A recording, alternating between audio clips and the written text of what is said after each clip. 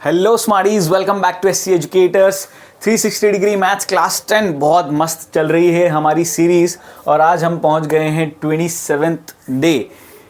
Triangles का topic हमारा चल रहा था, लगभग आज ये ख़त्म हो जाएगा। आज हम ट्राइंगल्स वाइंड अप कर देंगे और आई होप सम्स बहुत मज़ेदार लगे आपको।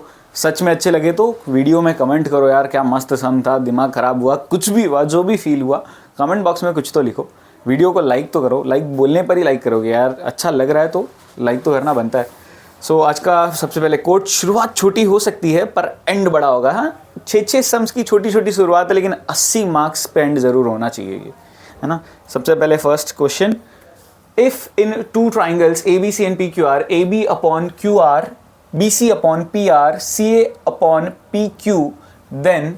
अब ध्यान से समझना, थोड़ा सा इस तरह के क्वेश्चंस थोड़े से दिमाग खराब कर देते हैं बट कैसे टैकल करना है एकदम सिंपल तरीका बता रहा हूँ। ए बी के बाद बी सी है, बी सी के बाद सी ए है, तो ये तो बन जाएगा ट्राइंगल ए बी सी।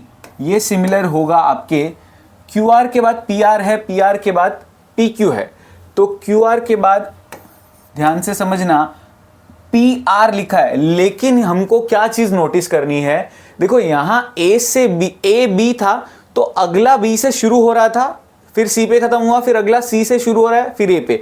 तो हमको यही सीक्वेंस देखना है, क्यू आर तो अगला आर से शुरू होना चाहिए। और आपको पता है कि पी आर को मैं आर पी लिख सकता हूं, तो ये मैं क्या कर दूंगा, इसको अगर मैं आर पी लिख दूंगा तो क्यू आर ये आर पी हो जाएगा, Q R R P P Q, तो सीक्वेंस बन रहा है तो ये क्यू आर पी बन जाएगा। तो मेरे कौन से दोनों ट्राइंगल सिमिलर है, ए बी सी और क्यू आर पी। अब कैच ये है, ध्यान से समझना, इनको आगे पीछे अगर आपको करना है तो दोनों ट्राइंगल्स के जो अल्फाबेट्स है उनको सीक्वेंस में करना पड़ेगा। यानी अगर मैं पी क्यू आर करना चाहूं, सबसे पहले इस पी को, फिर क्यू को और फिर आर को, तो उस हिसाब से लास्ट वाला अल्फाबेट सबसे पहले यानी सी, फिर मेरा फर्स्ट वाला अल्फाबेट आना चाहिए यानी ए, और फिर लास्ट बीच वाला अल्फाबेट आना चाहिए यानी बी। तो अगर पी क्यू आर को सिमिलर बताना है तो उसका नाम ए बी सी नहीं होगा, उसका नाम हो जाएगा सी ए बी। तो अगर मैं देखूं तो फर्स्ट ऑप्शन ही मेरा करेक्ट आंसर निकल के आ जाता है। That's it. कुछ इस तरीके से क्वेश्चन को टैकल करना है आपको। पी क्यू आर और ए बी सी भी ऑप्शन में होगा और ज्यादातर बच्चे यही देखेंगे कि सीक्वेंस में हमेशा P Q R A B C ऐसे ही होता है, तो वही होगा। जरूरी नहीं है भैया, ऐसे खेल खेल सकते हैं। ये आपको लॉजिक ऐसे लगाना है कि A B C Q R P के बराबर है, मतलब क्यू आर पी से सिमिलर है, तो पी क्यू आर करना है तो सी ए बी करना पड़ेगा। सीक्वेंस उस हिसाब से मैच करने पड़ेंगे। ये बहुत इंपॉर्टेंट क्रिटिकल सम है, ध्यान से समझना। Next, in a triangle A B C, D and E are points on the sides A B and A C. ठीक है, एक ट्राइंगल है A B C, A B C, D और ई पॉइंट्स है, ठीक है, on the sides A B and A C respectively. B D and C E, ये B D और सी ई जो है वो आपस में इक्वल है, ऐसा भी क्वेश्चन में दे दिया गया है। और एंगल बी और एंगल सी ये जो है वो भी आपस में गिवन है कि इक्वल है, तो मुझे शो करना है कि डी ई और बी सी आपस में इक्वल है। सुपर इजी सम है, ध्यान से बस लॉजिक समझते जाना कि मुझे गिवन इंफॉर्मेशन सबसे पहले क्या है कि एंगल बी और एंगल सी इक्वल है। इसके अलावा एक और चीज गिवन है कि जो बी डी है वो सी ई के बराबर है, और जो मुझे प्रूव करना है वो क्या है कि डी ई पैरेलल है बी सी के। ये चीज़ मुझे प्रूव करनी है। तो एक चीज़ तो तुम्हारे दिमाग में, अगर कंसेप्ट्स की क्लैरिटी बहुत अच्छी है ना, तो सीधा क्लिक करना चाहिए, लाइंस पैरेलल प्रूव करना है, कन्वर्स ऑफ बीपीटी लगाना पड़ेगा। कन्वर्स ऑफ बीपीटी कैसे लगता है, ये अपॉन ये इक्वल्स टू ये अपॉन ये, इन पार्ट्स का रेशियो लेके। अब पार्ट्स के रेशियो में तो ये का फिर भी रिलेशन है, इनका क्या करें भैया, तो वो कैसे होगा, ध्यान से समझना। मुझे सबसे पहले मैं ए बी और ए सी इस पूरी लाइन को इक्वल मान सकता हूं, reason being angle B is equals to angle C. Isosceles triangle की प्रॉपर्टी है, दो एंगल्स इक्वल हो तो उनके सामने जो साइड्स होती है वो भी आपस में इक्वल होती है। सो अब ये जो चीज है, सब्ट्रैक्टिंग गिवन, यानी जो गिवन इंफॉर्मेशन का डेटा है बी डी इक्वल टू सी, वो इस वाली चीज से मैं सब्ट्रैक्ट करूंगा।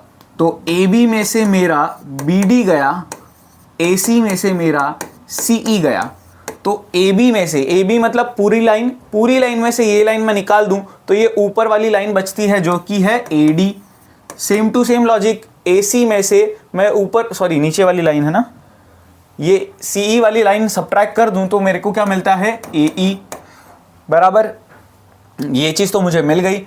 अब डिवाइडिंग, इसको मैं 3 मान लेता हूँ, ठीक है ना। ये मेरा सपोज करते हैं 2 है और ये इसको इक्वेशन 1 मान लेंगे। अब डिवाइडिंग 3/1, यानी ये जो कंक्लूजन निकला है उसको मैं गिवन इन्फॉर्मेशन से अगर डिवाइड कर दूं, यानी A D upon B D equals to A E upon C E, इसको लिखते ही मैं लिख सकता हूं therefore D E is parallel to B C. Reason आ जाएगा by converse of BPT. BPT का कन्वर्स यूज किया जिसके चलते मेरी लाइंस क्या हो गई, पैरेलल। पहले तो मैंने रेशियोज को इक्वल प्रूव किया, रेशियोज को इक्वल प्रूव करते ही आप लाइंस को पैरेलल ले सकते हो by converse of BPT. Next question on screen, most important question है, ध्यान से समझना बहुत जरूरी है ये। अब यहां पर इस क्वेश्चन में है ना, ये जो पोजीशन है ये बदल सकती है। मतलब एक तरीके से क्वेश्चन में सपोज कर लो यहाँ y और यहाँ z आ जाए तो यहाँ इक्वेशन में जो प्रूव करना है वो भी स्वैप हो सकता है। क्वेश्चन में दिया क्या क्या है वो मैं बता देता हूँ आपको। यहाँ पर एक तरीके से ये लाइन और ये लाइन, ये तीनों ही परपेंडिकुलर्स है। अब इस लाइन के, ठीक है ना, इस बेस के ये तीनों लाइनें परपेंडिकुलर है। तो अगर ये तीनों लाइनें परपेंडिकुलर है तो आपस में कैसी है, पैरेलल, है ना। एक बेस से अगर कुछ लाइंस में परपेंडिकुलर बनाऊं तो वो आपस में कैसी होगी, पैरेलल लाइंस होगी। अब अगर आपस में पैरेलल है तो मैं यहाँ पर पहले इस ए बी को ए सपोज कर लेता हूँ, बी सी को मैं बी सपोज कर लेता हूँ, ठीक है ना। ये ए और ये बी तो मुझे मिल गया, ये मैंने सपोज कर लिया। अब कैसे कैसे क्या प्रूव करना है वो ध्यान से समझते जाना। ऐसे देखा जाए तो ईजी क्वेश्चन है, लगता सेम, अपना सिमिलैरिटी है, बीपीटी नहीं, बस इतना ध्यान रखना है आपको। अब सबसे पहले तो गिवन के चलते मैं लिखूंगा A P parallel to B Q parallel to C R. Reason क्या आ जाएगा, all are perpendicular to same base ना। सेम चीज के पैरेलल है तो सेम चीज के परपेंडिकुलर है तो आपस में कैसी होगी, पैरेलल होगी। Also let A B equals to ये स्मॉल ए और बी सी को स्मॉल बी, ऐसा हमने मान लिया। अब देखते जाना इन ट्राइंगल, सबसे पहले तो ट्राइंगल सी बी क्यू और सी ए पी, ठीक है ना, C B Q and triangle C A P. कौन सा ले रहा हूं मैं वापस बता दूं, ऐसे छोटू वाला ट्राइंगल और ऐसे बड़ा वाला ट्राइंगल, ये दो ले रहा हूं। ये छोटा वाला अगर थोड़ा सा हाईलाइट करूं तो वीडियो थोड़ी देखो इस चक्कर में बड़ी होती है, लेकिन क्या है, समझना ज़्यादा ज़रूरी है, वीडियो बड़ी होए तो होए। ये वाला ट्राइंगल सिमिलर टू ये पूरा ट्राइंगल। कौन सा पूरा, मैं अब इसको थोड़ा सा वैसे हाईलाइट कर देता हूं। ये वाला हरा वाला और ये जितना लाल का पोर्शन मैंने बनाया है, इन दोनों को मैं सिमिलर प्रूव करूंगा। अब सिमिलर कैसे प्रूव करूंगा, तो बड़ा आसान सा तरीका है। सबसे पहले तो ये अपने ए और बी थे, वापस लिख देते हैं। नेक्स्ट यहाँ पर एंगल कौन कौन सा इक्वल होगा, एंगल सी बी क्यू बराबर हो जाएगा एंगल सी ए पी के। रीज़न आ जाएगा बड़ा सिंपल, 90 डिग्री। और angle C equals to angle C, reason आ जाएगा बड़ा सिंपल, कॉमन। सो मैं देयरफॉर लिख के कह सकता हूँ ये दोनों ही ट्राइंगल जो है वो मेरे आपस में कैसे होंगे, सिमिलर, बाई ए सिमिलैरिटी। अब अगर ये ए से दोनों ट्राइंगल सिमिलर है तो मैं लिख सकता हूँ therefore C B upon C A बराबर होगा B Q upon A P के। अब आप बोलोगे sir B Q A P ये सब ठीक है, सी क्यू और सी पी क्यों नहीं लिखा, ये वाले इनका ना मुझे कुछ दिया हुआ है ना मुझे इनसे कुछ लेना देना है, तो ये मैंने लिए ही नहीं। मुझे सिर्फ ये वाली साइड्स और ये वाली जो परपेंडिकुलर साइड्स हैं इनसे ही मतलब था, इसीलिए मैंने लिख दिया। अब ये सी बी अपॉन सी ए यानी क्या हो जाएगा, सी बी क्या है मेरा, क्लियरली बी, सी ए क्लियरली क्या है मेरा, ए प्लस बी, ठीक है, ये हो जाएगा मेरा ए प्लस बी, बी क्यू क्या है मेरा वाई, और ये क्या है मेरा एक्स। ये तो बन गया एज इट इज। मुझे करना है अब एक और ट्राइंगल्स के लिए, कौन से, ये वाला छोटा, ठीक है ना, ये वाला छोटा और ये पूरा बड़ा, ठीक है ना, इन दोनों के लिए भी मुझे सेम टू सेम तरीके से सिमिलर प्रूव करना है। अब यहाँ पे ये बार बार मिट जाता है भैया, ये अपना ए था, ये अपना बी था, वापस बता दूं। सो अब आगे अगर हम करते हैं तो एंगल कौन कौन सा आएगा, एंगल सबसे पहले triangle A B Q and triangle A C R, ठीक है, इन दोनों में angle A B Q will be equal to angle A C R. Reason बड़ा सिंपल, 90 डिग्री, और दूसरा angle A equals to angle A, reason again common, ठीक है। सो इसी के चलते सेम टू सेम तरीके से मेरे ये दोनों ट्राइंगल भी सिमिलर हो जाते हैं। अब अगर ये दोनों भी बाई ए से सिमिलर हो गए तो मैं कह सकता हूँ कि अब करस्पॉन्डिंग साइड्स मतलब ए बी, अच्छा यहाँ पे आपको लिखना है CPST, corresponding sides of similar triangles, A B upon A C is equal to B Q upon C R, CPST। अब देखिए भैया इनकी वैल्यूज़ भी दी हुई है, वो भी पुट कर देंगे। ए बी अपना ए है, ये ए प्लस बी है, और ये अपना y है और z है। इतना पार्ट निकल के आ गया, ये है 1 और ये है अपना 2। अब सबसे इम्पॉर्टेंट स्टेप है, तो इजी ही बट बहुत ज़रूरी स्टेप है, ध्यान से समझेंगे इसको। हमको सिंपली एक टास्क करना है, एडिंग 1 एंड 2, यानी ये जो 1 वाली इक्वेशन है और जो 2 वाली इक्वेशन, इनको ऐड करेंगे। अब ऐड मतलब लेफ्ट साइड ऐड करना है, राइट साइड ऐड करना है। तो यानी कि b upon A plus B plus A upon A plus B will be equal to y upon X plus z, sorry y upon z। ये चीज़ मिली। अब इधर देखा जाए तो ये सीधा सीधा बन गया a प्लस बी, या b प्लस ए बी लिखो तो कोई फ़र्क नहीं पड़ता, प्लस में ऑर्डर मैटर नहीं करता, upon a plus B equals to, यहाँ पे ध्यान से देखा जाए तो y कॉमन निकल रहा है, अंदर बचेगा 1 upon X plus 1 upon z। ये चीज़ पूरी कट के बन गई 1, सो ये y नीचे चला जाएगा, यानी 1 upon Y equals to 1 upon X plus 1 upon z। क्या यही मुझे प्रूव करना था? यस, यही प्रूव करना था। वो क्वेश्चन थोड़ा सा ऊपर चला गया है, बट यही चीज़ मुझे प्रूव करनी थी। देखो 1 upon X plus 1 upon Z equals to 1 upon Y, 1 upon Y equals to 1 upon X. Left side right side तो मैटर करता ही नहीं, इतना तो हम 10th स्टैंडर्ड में हमको पता ही है, बट कुछ इस तरीके से ये बहुत इंपॉर्टेंट सम को टैकल करना था। क्या किया हमने, वापस बता दूं, ये ट्राइंगल, हाँ, ऐसे एक ट्राइंगल सिमिलर टू ऐसे बड़ा ट्राइंगल, फिर ऐसे एक ट्राइंगल सिमिलर टू ऐसे बड़ा ट्राइंगल, ठीक है ना। दिख ही रहा है, आपको समझ में आ ही गया होगा, बट ये क्वेश्चन बहुत ज़रूरी है, 3 मार्क में आता है, तो ध्यान से समझना। आगे बढ़ते हैं। Next question, in the following figure FEC congruent to दिया हुआ है।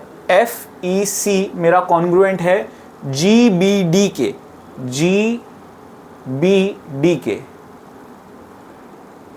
GBD, हाँ GBD के, और FEC नहीं होना चाहिए था यहाँ पे, बट ठीक है। और मुझे ADE को सिमिलर प्रूव करना है ABC के, क्वाइट पॉसिबल, यहाँ पर क्वेश्चन में थोड़ा सा एरर है। FEC है तो GDB होना चाहिए, ये GDB, ठीक है। ये चीज़ तो मुझे पता चल गई। अब क्वेश्चन में अगर मेरे को इसे कॉन्ग्रुएंट प्रूव करना है तो ये सुपर इजी काम है। ADE congruent to ABC, again एक और स्लाइटली एरर है, सॉरी, यहाँ पे सिमिलैरिटी आएगा। क्वेश्चन को मुझे यहाँ पे सिमिलर प्रूव करना है, यानी ये जो छोटू सा ट्राइंगल है सिमिलर टू ये बड़ा वाला ट्राइंगल, ऐसे मुझे प्रूव करना है। तो 4-5 स्टेप में हो जाना चाहिए मेरे हिसाब से। और आई थिंक यहाँ पर भी ये कॉन्ग्रुएंसी का सिंबल की जगह शायद सिमिलैरिटी का सिंबल होना चाहिए था, but don't know why this happened. यहाँ पे कुछ क्वेश्चन में शायद तक एरर्स हो सकती है, बट अगर मेरे को सिमिलर प्रूव करना है तो मैं बहुत सिंपल जाऊँगा। मेरा ये साइड इक्वल है, और अगर ये चीज़ मुझे दी हुई है सिमिलैरिटी से तो मेरा ये तो पूरा होल भी इक्वल होगा। मतलब मैं क्या कहना चाह रहा हूँ, मैं आपको समझा देता हूँ। यहाँ पर एंगल 1 और एंगल 2 अगर इक्वल है तो मैं कह सकता हूँ कि मेरा AD और AE आपस में इक्वल होगा। ये इक्वेशन 1 है मेरा। दूसरी चीज़, if triangle FEC similar to triangle GDB then angle 3 equals to angle 4। ठीक है ना? क्यों? क्योंकि CPST, अगर दो ट्राइंगल सिमिलर तो उसके करस्पॉन्डिंग एंगल्स इक्वल होते हैं। और अगर मेरा 3 और 4 इक्वल तो मैं कह सकता हूँ देयरफॉर मेरा AB is equals to AC। ठीक है ना? ये भी ये कैसे हुआ? आइसोसेलेस ट्राइंगल का थ्योरम, दो एंगल्स इक्वल तो फिर मेरे करस्पॉन्डिंग जो साइड्स है वो आपस में इक्वल होती है। ये एक तरीके से हो गया मेरा 2, ये मेरा 1। So dividing 2 by 1, so AD upon AB equals to AE upon AC also, ठीक है ना? also angle A equals to angle A common. तो मैं डायरेक्टली कह सकता हूँ, देखो दो साइड्स का मैंने रेशियो, ये अपॉन ये होल, ये अपॉन ये होल, और बीच में जो एंगल है वो भी इक्वल दिखाई दिया। तो मैं कह सकता हूँ डायरेक्ट ट्राइंगल ADE मेरा सिमिलर हो जाएगा ट्राइंगल ABC के। रीज़न बड़ा सिंपल, बाई SAS, क्योंकि दो साइड्स का रेशियो और उन दोनों साइड्स के बीच का एंगल, वो चीज़ मैंने इक्वल प्रूव करके दिखाई है। उस रीज़न से मेरे दोनों ट्राइंगल्स सिमिलर प्रूव होते हैं। नेक्स्ट, मोस्ट इंपॉर्टेंट क्वेश्चन, बहुत ज़्यादा ध्यान से समझना, बहुत क्रिटिकल क्वेश्चन है ये। कई बार ऐसे आपके प्री बोर्ड्स वगैरह में पूछे गए हो, ऐसा पॉसिबल है। ठीक है ना? इसमें कंस्ट्रक्शन करना पड़ता है। यहाँ पर इसको नाम दे देते हैं हम G। ठीक है ना? कंस्ट्रक्शन क्या किया है मैं बता दूँ। कंस्ट्रक्शन एक तरीके से DG parallel to BE such that G is on AC। ठीक है ना? G को मैंने एक पॉइंट लिया AC पे और D के साथ इस तरीके से पैरेलल लाइन कंस्ट्रक्ट की। अब पैरेलल लाइन कंस्ट्रक्ट की, दिया क्या है और प्रूव क्या करना है वो समझ लेते हैं। CEF और CFE, CEF और CFE मतलब कौन से दो एंगल्स की बात कर रहे हैं यहाँ पे? ये वाला एंगल और ये वाला एंगल, ये दोनों मेरे आपस में इक्वल है। और F जो है ना वो मिड पॉइंट दिया हुआ है। ठीक है ना? F मेरा मिड पॉइंट है इस पूरे CD का। तो ध्यान से समझते जाना, ये क्वेश्चन सच में बहुत ज़रूरी है। सबसे पहले तो मैं कह सकता हूँ मेरा angle CEF equals to angle CFE। So therefore CF is equals to CE। Isosceles triangle की प्रॉपर्टी, दो एंगल्स इक्वल तो फिर उसके सामने के sides corresponding equal. Also F is midpoint of CD, so therefore DF is equal to FC। ये भी मुझे पता चल गया। ठीक है ना? ये दोनों भी आपस में बराबर, ध्यान से सुनना, ये दोनों आपस में बराबर, ये दोनों आपस में बराबर। अब यहाँ पर एक चीज़ आएगी बहुत इंपॉर्टेंट कि F is midpoint of CD। हो सकता है आपको लगे मैं वापस लिख रहा हूँ, लेकिन ये ध्यान से समझना। And FE parallel to DG। अब FE पैरेलल टू DG कैसे हो गया? देखो DG है ना पूरे BE के पैरेलल था, और अगर कोई लाइन पूरी लाइन के पैरेलल होता है तो उसके टुकड़े के पैरेलल भी होता ही है। और 9th स्टैंडर्ड का एक बहुत इंपॉर्टेंट थ्योरम था कि एक ट्राइंगल में एक पॉइंट अगर मिड पॉइंट हो और उससे पैरेलल लाइन बनाई जाए, मतलब ये जो तीसरी साइड है ट्राइंगल के, इसके अलोंग पैरेलल लाइन बनाई जाए, तो वो जिस पॉइंट पे स्ट्राइक करेगा वो वाला पॉइंट भी इस पूरी लाइन के मिड पॉइंट पे ही टच करेगा। इसको बोला जाता था converse of mid point theorem. Therefore by converse of mid point theorem, ठीक है ना, मिड पॉइंट थियरम के कन्वर्स से मैं क्या कह सकता हूँ कि E is mid point of CG, ठीक है ना। CG पूरे इसका, इतने ट्राइंगल के, और मैं ट्राइंगल को लेके चल रहा हूँ CDG में ये मिड पॉइंट है और लाइन पैरेलल है, तो E भी मिड पॉइंट होगा CG का। सो मैं लिख सकता हूँ देयरफॉर अब मेरा DF FC CE और EG जो है वो आपस में इक्वल हो जाता है, ठीक है ना। मिड पॉइंट के चलते ये दोनों बराबर, आइसोसेलेस ट्रायंगल के चलते ये और ये बराबर, फिर अगेन मिड पॉइंट के चलते ये और ये बराबर, तो ये चारों चीज़ें आपस में बराबर, ठीक है ना। ये मेरा एक बहुत इंपॉर्टेंट कंक्लूजन है जो आगे मुझे काम लगने वाला है। अब AD अपॉन DB जो है वो इक्वल होगा AG अपॉन GE के, ठीक है ना। ये दोनों आपस में इक्वल होंगे, रीजन हो जाएगा सिंपली BPT, क्योंकि लाइंस पैरेलल है, ये वाली लाइन पैरेलल है, तो मैं BPT यहाँ पे लगा सकता हूँ। अब यहाँ पे बहुत इंपॉर्टेंट चीज़ बहुत इंपॉर्टेंट एस्पेक्ट है, ये फंडा ध्यान से सुनना समझना। कभी भी मुझे कोई चीज़ प्रूव करनी है और उसमें कुछ चीज़ें मुझे मिल चुकी है, तो अगर ऐसा कुछ होता है सिनेरियो में, तो एक चीज़ हमेशा याद रखना, जो मुझे चाहिए वो हमेशा नीचे होना चाहिए, ठीक है ना, और जो मुझे नहीं चाहिए वो हमेशा ऊपर होना चाहिए। अब देखो ये जो DB है वो मुझे चाहिए, ठीक है ना, जो मुझे प्रूव करना है उसके हिसाब से ये DB मुझे चाहिए, तो इसको डिनोमिनेटर में ही रहने देना है, ये मेरा नीचे ही है। अब मुझे टुकड़ा दिया हुआ है और होल की ज़रूरत है ना, एक तरीके से यहाँ पे मेरा AD पार्ट है, जबकि प्रूव करना है उसमें होल है, तो पूरी चीज़ की ज़रूरत अगर कभी भी होती है तो +1 करना है, और अगर पूरा मेरे पास ऑलरेडी प्रूफ में है और मुझे छोटा हिस्सा चाहिए तो मुझे माइनस करना पड़ता है। तो यहाँ पर मुझे क्या करना पड़ेगा, प्लस करना पड़ेगा, यानी AD upon DB +1 equals to AG upon GE +1। दोनों जगह एलसीएम लूँगा तो मैं यहाँ पे AD plus DB upon DB equals to AG plus GE upon GE हो जाएगा, या आगे यहाँ पे कंटिन्यू कर रहा हूँ मैं, AD प्लस DB बन जाएगा AB, ये बन जाएगा DB, मतलब वही है, ये बन जाएगा AE और GE।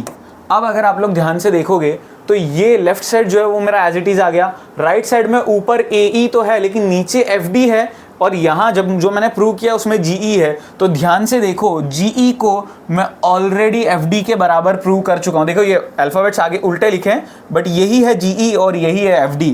सो फ्रॉम 1 या यूजिंग 1 भी लिख सकते हो, AB अपॉन DB बराबर AE अपॉन FD। यही चीज़ मुझे प्रूव करनी थी, हेंस प्रूव्ड। बहुत इंपॉर्टेंट सम है, 3 से लेके 5 मार्क, बेसिक में हो सकता है 5 मार्क में आ जाए, स्टैंडर्ड में ऐसे 3 मार्क का पूछा जाता है, और बहुत बहुत अच्छा सम है। नेक्स्ट केस स्टडी, 2 होटल्स है ग्राउंड लेवल पे, either side of the mountain, English कुछ दे रखी है। इंपॉर्टेंट पार्ट पे अगर मैं सीधा मुद्दे पे आऊँ तो यहाँ दिया हुआ है the ratio between the distance from hotel B to hut 2, ठीक है, होटल B से हट 2 और हट 2 से टॉप ऑफ द माउंटेन। देखो यहाँ पे खेल लेते हैं बच्चे, तो सॉरी टीचर्स जो पेपर बनाते हैं, यहाँ से उल्टा दिया है, जनरली ऐसे रेशियो दिया होता है, यहाँ उल्टा ऐसे रेशियो दिया है 3:7 का, मतलब इतना हिस्सा 3 और इतना हिस्सा 7, ठीक है ना। ये रेशियो दिया हुआ है, वैल्यू नहीं है 3 और 7, ये रेशियो 3:7 का। अब क्वेश्चन में इसको ध्यान में रखते हुए मुझे कुछ पूछा गया है कि what is the ratio of perimeters of triangle formed by both hotels and mountain top to the triangle formed by both huts and formed by both hotels and mountain top to the triangle formed by both huts and mountain top। तो ध्यान से समझना, मुझे ratio ढूंढना है perimeter of triangles formed by both hotels and mountain top to both. अच्छा, पहले मुझे एक तरीके से रेशियो किस चीज़ का ढूंढना है अगर मैं आपको समझाऊं तो ध्यान से समझना। उप्स, ये वाला कलर तो काम नहीं चलेगा। सो यहाँ पे मुझे पूछा गया है पेरीमीटर ऑफ, पहले होटल, हट नहीं, तो होटल के हिसाब से जो मेरा अगर ट्राइंगल, देखो माउंटेन टॉप और होटल्स को अगर मैं ज्वाइन करता हूँ तो मेरा ट्राइंगल क्या बन रहा है, CAB upon again mountain top और हट को अगर मैं ज्वाइन कर रहा हूं तो क्या बन रहा है, CDE, CDE, ठीक है। अब ये जो चीज़ है वो मेरी किसके बराबर होगी, वो ध्यान से सुनना समझना बहुत क्रिटिकल है। पेरीमीटर्स हमेशा साइड्स के रेशियो के बराबर होता है। तो CAB में मेरा एक साइड है दैट इज CB, और CDE में मेरी एक साइड है CE, ठीक है ना। अब CB जो है वो कहीं ना कहीं ये पूरा है, और ये पूरा पूरा मुझे कितना दिख रहा है क्लियरली, 7 और 3 10, डिवाइड बाई CE मेरा क्लियरली मुझे कितना दिया हुआ है, 7। तो मेरा जो रेशियो है वो क्या बन गया, 10:7। यही मेरा आंसर है। इतना लॉजिकल दिमाग लगाना पड़ेगा केस स्टडी में, इसीलिए केस स्टडी में बच्चों के मार्क्स कटते हैं। होता बहुत डिफिकल्ट नहीं है, बट आपकी इंग्लिश अच्छी होनी चाहिए और इस तरीके से समझ में आना चाहिए और ये चीज़ पता होनी चाहिए। Next, second part, the distance between the hotel A and हट 1, होटल A एंड हट 1, ठीक है ना। ये चीज़ मुझे पूछी गई है और ये अगर 10 दे दिया है तो मैं यूज़ करके सॉल्व करूँगा। मुझे वो चीज़ 10 दे दी गई है, तो ध्यान से समझते हैं कैसे ये मैं ढूंढूंगा। सबसे पहले तो अगर मेरे ये दोनों ट्राइंगल्स एक तरीके से सिमिलर बन रहे हैं, कुछ ऐसी टाइप की इंफॉर्मेशन दी हुई है फॉर्म बाय द, नहीं तो क्या करना पड़ेगा मुझे, ध्यान से समझते हैं। सबसे पहले तो मुझे CD अपॉन CA बराबर है मेरा CE अपॉन CB के, ठीक है ना। करस्पॉन्डिंग साइड्स का रेशियो मेरा इक्वल होगा। CD मेरा कितना है 10, CA मेरे पास कितना है नहीं पता मुझे, तो CA को एज इट इज़ लिखता हूँ, CE 7, CB 10, क्रॉस मल्टीप्लाई करूँगा तो CA की वैल्यू मुझे मिलेगी, यहाँ पे CA की वैल्यू मुझे मिलेगी 100/7।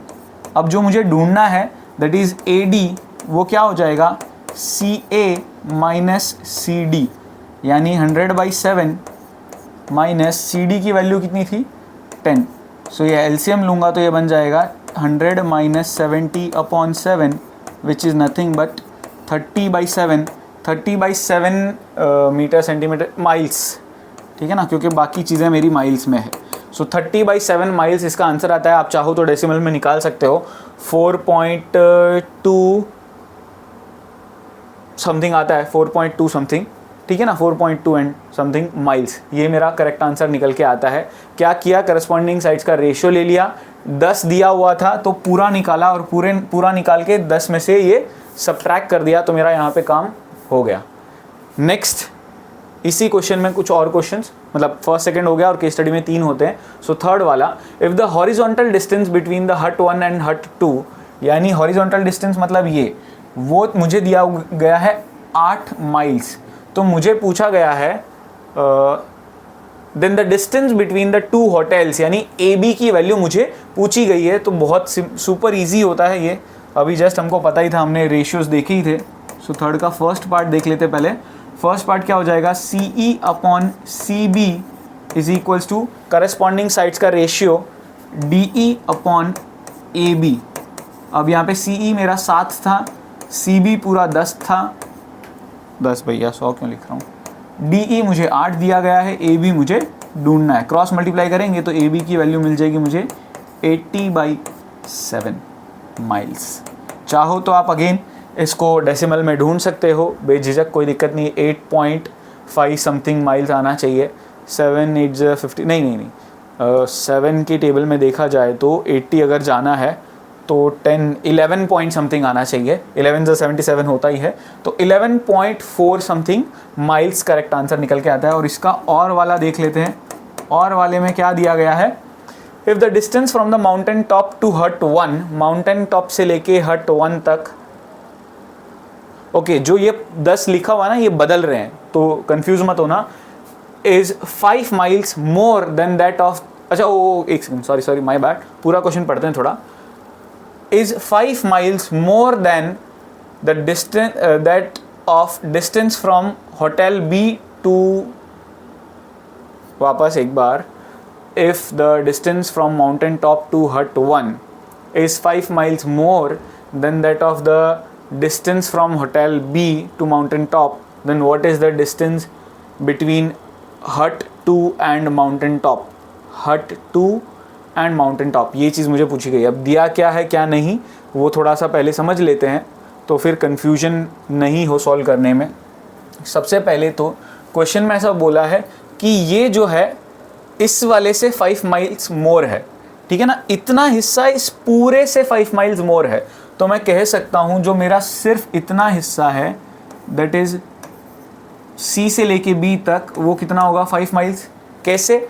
पूरा अगर ये 10 है और इससे 5 माइल्स कम है, ठीक है ना, if the horizontal distance between the hut 1 and if the distance from top to hut 1 is 5 miles more than that of the distance, ठीक है ना, इतना इससे 5 कम है, 5 कम है तो कितना हो गया सिर्फ 5।